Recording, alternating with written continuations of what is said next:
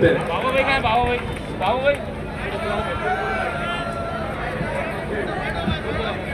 ये हमारे बाबा बिल्डर साहब के जो चाहने वाले आपसे दरखास्त है कि आप अपने पीछे जितने लोग बैठे हैं जरा उनको बिठाएं प्लीज, उनको नीचे बिठाएं प्लीज। ये आपके पीछे जो लोग बैठे हैं उनको नजर नहीं आ रहा है, आपसे दरखास्त है। बहुत बुजुर्ग हजरात पीछे कुर्सियों पे बैठे हैं, उनका ख्याल करें प्लीज, उनको नजर नहीं आ रहा है।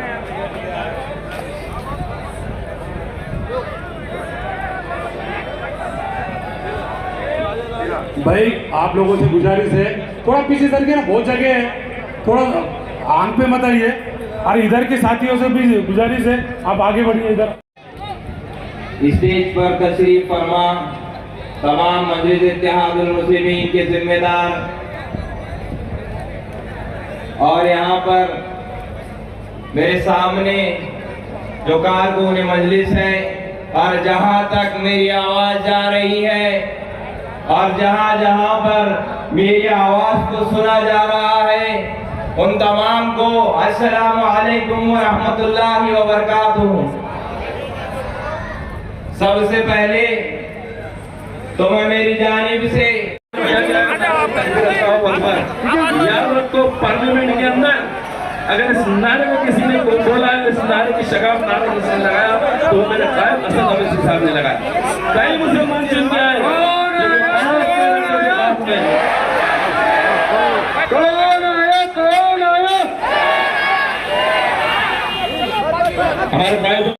और यहाँ पर आकर उन्होंने सांस्कृतिक मंडल के मैदान के ऊपर यह बताया कि जब दिल्ली के अंदर मुझसे पूछते हैं कि इस शहर का एमपी कौन है तो मुझे कहना पड़ता है कि एमआईएम का। अब एमआईएम को यहाँ से उखाड़ कर फेंकना है और कमल को खिलाना है। तकरीबन 1 महीना हो गया है, मुझे कौन उखाड़ कर फेंकने वाला है अभी तक तय नहीं कर पाए हैं। तो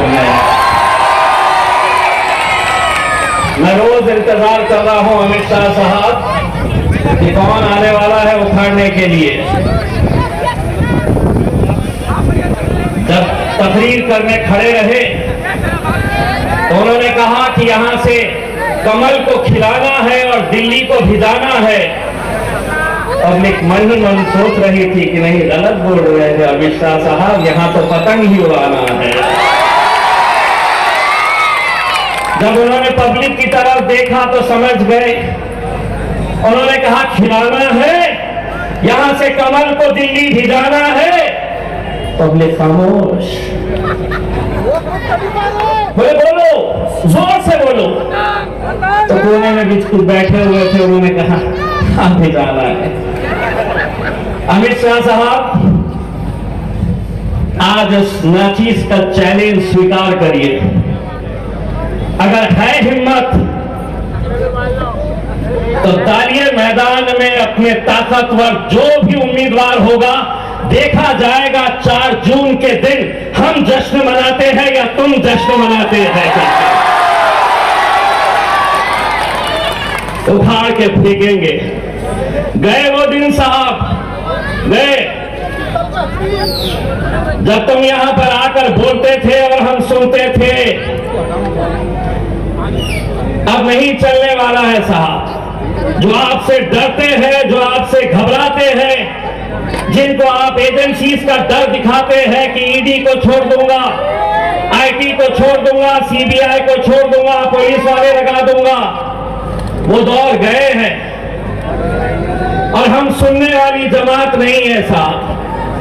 75 सालों से हमने क्या काम किया है? तो हमने सिर्फ सुनने का काम किया है। तुम बोलते थे और हम सुनते थे, लेकिन इस शहर ने एक ऐसी क़यादत बैरिस्टर असदुद्दीन अवैसी साहब के तुफैल में पैदा की है कि अब हम बोलेंगे। और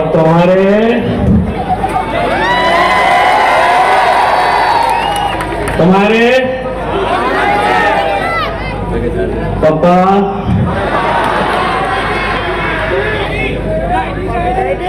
इंतजार में है, कुछ देने वाला हूं क्या करके। इंतजार में बैठे, कुछ मिलेगा क्या करके। एक बार फॉर्म भरने दो, सूद समेत अमित शाह साहब को लौटाने वाला हूं। और उनको ही नहीं, जो आज कुछ लोग घूम रहे हैं ना शहर मेरी शख्सियत बिगाड़ने में, जो आज शहर में घूम रहे हैं कुछ लोग मेरी शख्सियत बिगाड़ने में, खुद उनका किरदार मरम्मत मांग रहा है।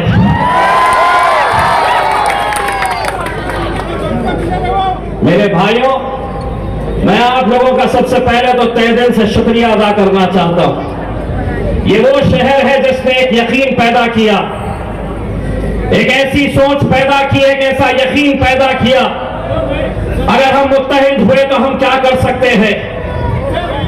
ये वही शहर है जब 2019 के अंदर हम जब लड़ने के लिए आए थे तो यहीं पर होटलों में बैठा जाता था, चौराहों के ऊपर बैठा जाता था। जिन्होंने तुम्हारी क़यादत को खत्म किया, आखिरी मेंबर ऑफ पार्लियामेंट, यहां जितने लोग हैं, जितने नौजवान मौजूद हैं, शायद वो उस वक्त पैदा भी नहीं हुए थे। 1980 44 साल पहले की बात कर रहा हूं। 1980 के अंदर गाजी सलीम साहब इस शहर से आखिरी आपके मेंबर ऑफ पार्लियामेंट थे। उसके बाद क्या हुआ? वही हुआ जो 2019 के अंदर हमारे अपने ही लोग बैठ जाते थे चबूतरों के ऊपर, होटलों में बैठकर। आता क्या?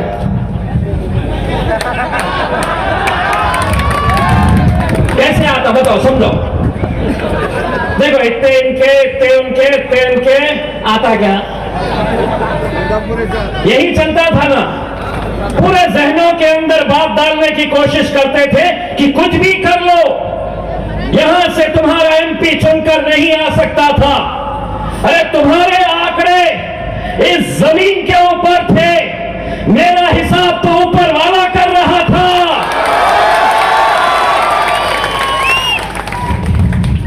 और कैसे हैं वो लोग जिन्हें अपने ही ईमान के ऊपर यकीन नहीं है? तो इज्ज़ मंतशा तज़िल्ल मंतशा, इज्जत का और जिल्लत का देने वाला खुदा है मेरे भाइयों।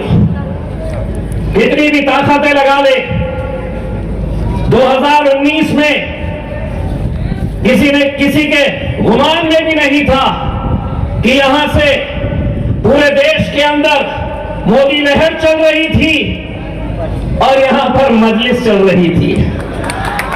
किसी के गुमान में नहीं था।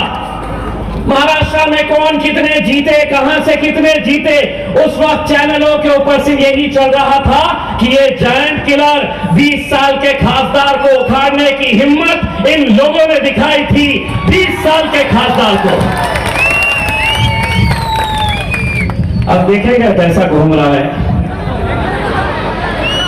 देखे, 2-4 प्यादों को पकड़ लिए और वो प्यादे क्या कर रहे हैं? जो शख्स इस शहर की बर्बादी का सबसे बड़ा जिम्मेदार है, जिसने इलेक्शन लड़ा तो सिर्फ जाति, धर्म और मजहब के नाम के ऊपर।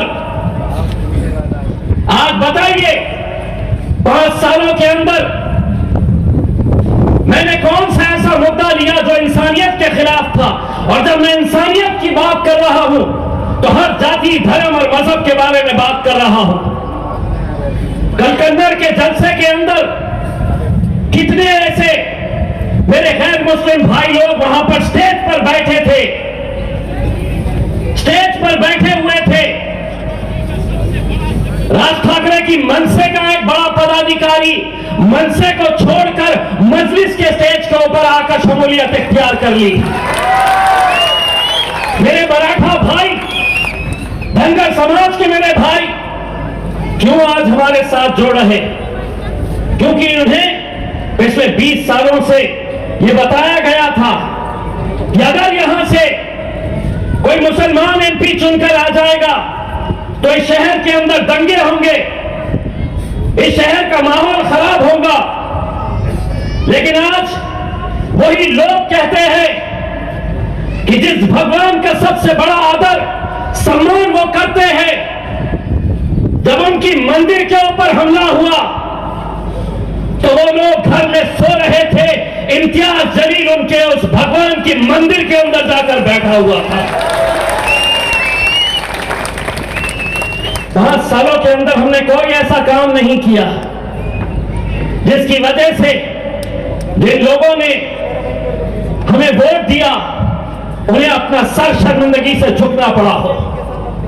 लेकिन आज वो तमाम ताकतें एक साथ हो रही है, पूरे के पूरे लगे हुए हैं।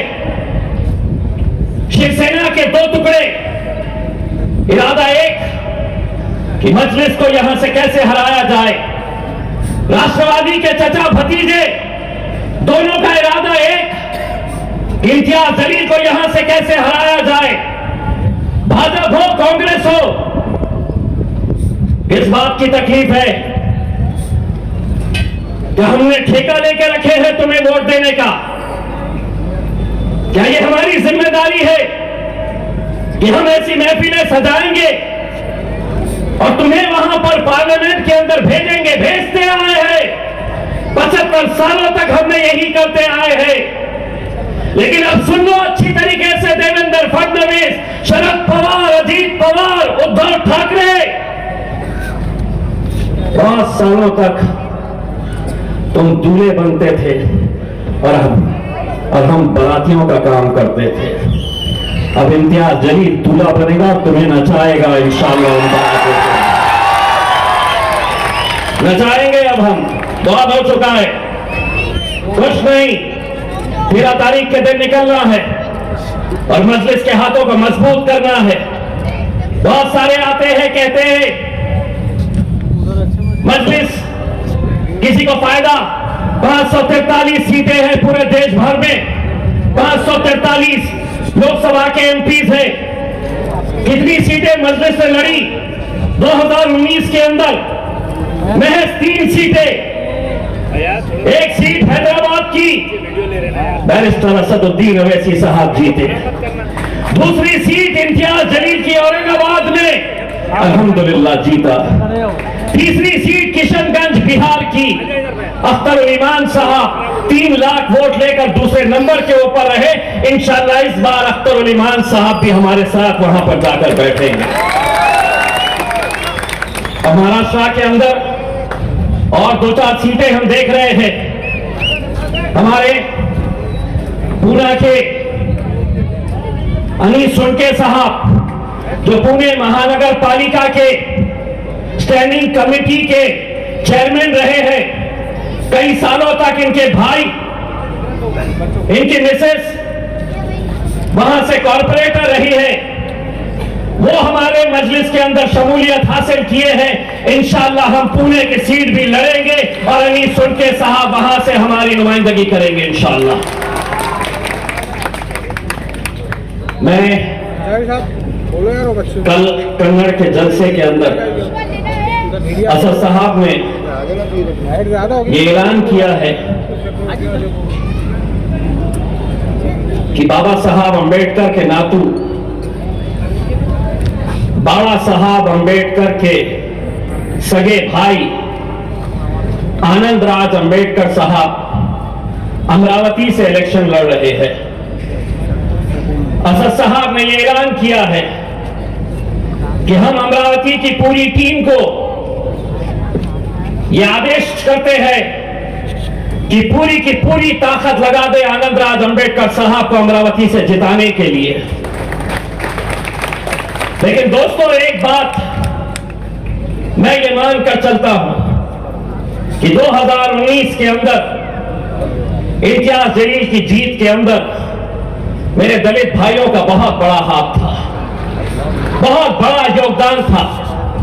यकीन मानिए, अगर वो लोग नहीं रहते तो शायद ही हम यहां से जीत हासिल करते। आज भले ही वंचित बहुजन आघाड़ी के साथ हमारा गठबंधन नहीं हुआ है, लेकिन एक एहसान है हमारा उन पे। इसीलिए मैं बैरिस्टर असदुद्दीन अवैसी साहब से यह दरखास्त करूंगा कि जिस तरह से हमने आनंदराज अंबेडकर साहब, जो बाबा साहब अंबेडकर के सगे भाई हैं, उनको तायीद की है, असद साहब से मैं गुजारिश करूंगा कि अकोला के अंदर बाबा साहब अंबेडकर के लिए भी आप तायीद का ऐलान कर दीजिएगा। ये कर्ज हमें चुकाना है, ये एहसान हमें चुकाना है, और यकीनन हम एहसान फरामोश नहीं है।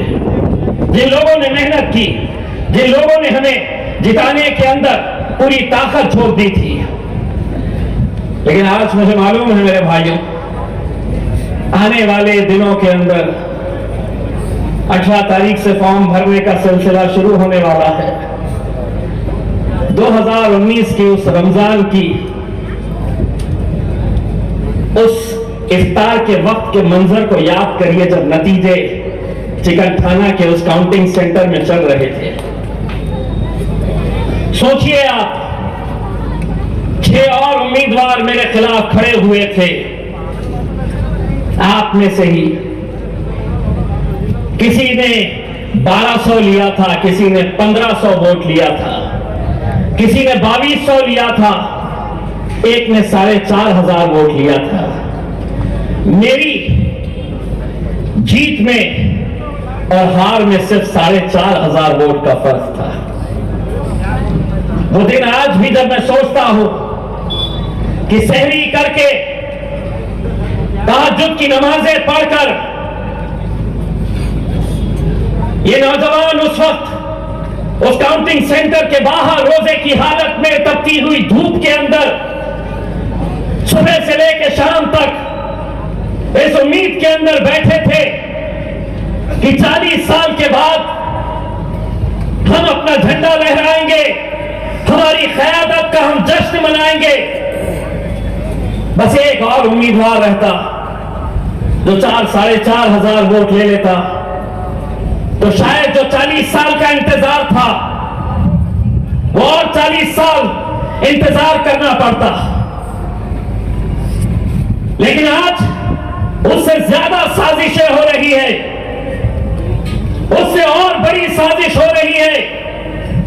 जीतना किसी को नहीं है, खड़े रहेंगे तो महाराष्ट्र की एकलौती एक मुसलमानों की, दलितों की, पिछड़ों की, किसानों की ये आवाज को, इस क़यादत को खत्म करना चाह रहे हैं।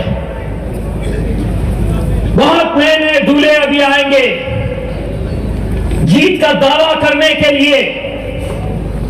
मैं जानता हूं गाड़ी किसकी है और उसमें पेट्रोल कौन डाल रहा है, लेकिन अब ये नहीं समझना कि आवाम अब कुछ जानती नहीं है, बखूबी जानती है ये सब कुछ। लेकिन अब आप लोगों की जिम्मेदारी है, एक वोट की कीमत क्या होती है यह आपको समझने की जरूरत है। यही होता आया है 40 सालों तक। यही वो लोग जो आज शिवसेना के उम्मीदवार को तुम्हारी गलियों के अंदर लेकर आ रहे, ये वही उम्मीदवार है जिसने सीना ठोक कर कहा था कि हां, बाबरी मस्जिद मैंने शहीद की थी, लागत है तुम्हारे ऊपर, सियासत गई चूल्हे में। लेकिन अगर चंद रुपयों की खातिर तुम अपना जमीन बेच रहे हैं तो इम्तियाज जलील तुम्हारे लिए सड़क पर खड़े रहकर भीख मांगेगा और वो पैसे तुम्हारे मुंह पर फेंक कर मारेगा। खौफ का सौदा मत करो। यही सौदा करते करते एक पूरी नस्ल निकल गई, पूरी नस्ल खत्म हो गई। वही धंधे, वही साजिशें। यहां से मुझे गिराओ, हैदराबाद से असद साहब को गिराओ। कब तक मेरे भाइयों, कब तक? क्या आपको यह इख्तियार नहीं है अपनी क़यादत खड़े करने का? पूछो लीडरों से? क्या मेरा काम सिर्फ एक मशीन की तरह हर 5 साल के बाद तुम्हें वोट डालने का है? अगर किसी एक पार्टी ने अगर मुसलमानों को टिकट नहीं दी है तो उन्हें मुसलमानों के इलाकों के अंदर आने का इख्तियार भी नहीं होना चाहिए। लेकिन आएंगे, क्योंकि अफसोस के साथ ये कहना पड़ता है कि बाजारों में आज अगर कोई जानवर खरीदने के लिए जाओ तो शायद उसकी कीमत ज्यादा होगी। इन्होंने अपना भाव उन जानवरों से भी कम कर दिया है। कोई मतलब नहीं उन्हें अपनी क़यादत का, कोई मतलब नहीं। और जिस दौर से हम गुजर रहे हैं, क्या ये समझ में नहीं आ रहा है आने वाला वक्त कैसा होगा? आने वाले वक्त के अंदर कैसे कैसे कानून लाने वाले हैं। पार्लियामेंट वो जगह है जहां पर कानून बनाए जाते हैं। नचनियों का कोठा नहीं है वहां पर नाचने के लिए जाने का सोच रहे हैं अगर कोई तो।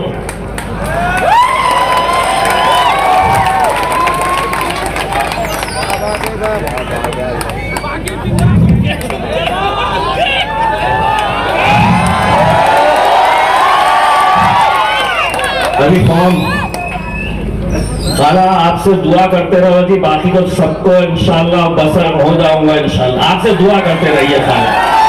आपकी दुआओं के अंदर ये ताकत है कि ऐसे चिल्ले पिल्ले कितने भी आए तो सबको संभाल लेंगे इंशाल्लाह। संभालेंगे ना? बस मेरे भाइयों, एक बात समझ लो, आपको वो जीत का जश्न भी याद होगा जहां आपको सिर्फ चंद घंटे मिले थे, क्योंकि रमजान का दिन था, सहरी का वक्त हो चला था। मुझे सर्टिफिकेट देते देते रात के 1 बज गए थे। बार बार देख रहे थे शायद वो आए कि दिल्ली को भेज रहे होंगे उनके पप्पा के पास, और पप्पा उनसे पूछ रहे होंगे कि पूरी लहर देश भर में थी, ये यहाँ पे क्या किए? तो यहाँ पे ये इन्होंने ये किए, ये एक पैगाम दिए कि 100 सुनार की। 1 बजे तक सर्टिफिकेट भी नहीं दे रहे, तो 1 बजे तक मैं शराफत से रहा। 1 बजे जाके बोला देता क्या नहीं देता? तो बाहर निकले तक, अपने इलाके तक पहुंचे तक शहर का वक्त हो चला था। तैयारी करो मेरे भाइयों, तैयारी कर लो। इंशाअल्लाह 4 जून को हिंदुस्तान का सबसे बड़ा जश्न ये शहर मनाएगा इंशाअल्लाह। और ये पहली मर्तबा होगा कि इस जश्न के अंदर मेरे सिर्फ मुसलमान भाई नहीं रहेंगे, मेरे दलित भाई, मेरे मराठा समाज, मेरा धनगर समाज, मेरे क्रिश्चियन, जितने अलग अलग समाज के लोग हैं, आज वो अगर हमारे साथ खड़े हैं मेरे भाइयों, सिर्फ इस बुनियाद के ऊपर कि उन्होंने हमारा काम देखा है। बस आप लोगों को बड़ी जिम्मेदारी के साथ ये इलेक्शन का मुकाबला करना है, ये इलेक्शन के सामने जाना है, क्योंकि आने वाले वक्त के अंदर, आने वाले कुछ दिनों के अंदर कैसी साजिशें होने वाली हैं, कैसा पैसे का खेल खेला जाने वाला है, कितने लोगों को खरीदा जाने वाला है, कहां कहां ढाबों के ऊपर खाना खिलाया जाने वाला है। अल्हम्दुलिल्लाह हम तो लेते नहीं है, तो बहुत सारों को वहां पे भी लेके जाया जाने वाला है इसके अंदर। लेकिन इंशाअल्लाह एक बात तय है कि 4 जून को जश्न को हम ही मनाएंगे। और आप लोगों के लिए एक पैगाम, फॉर्म भरने दो, दिल खोल के दूंगा सूद समेत। बहुत बहुत शुक्रिया, आप लोगों का।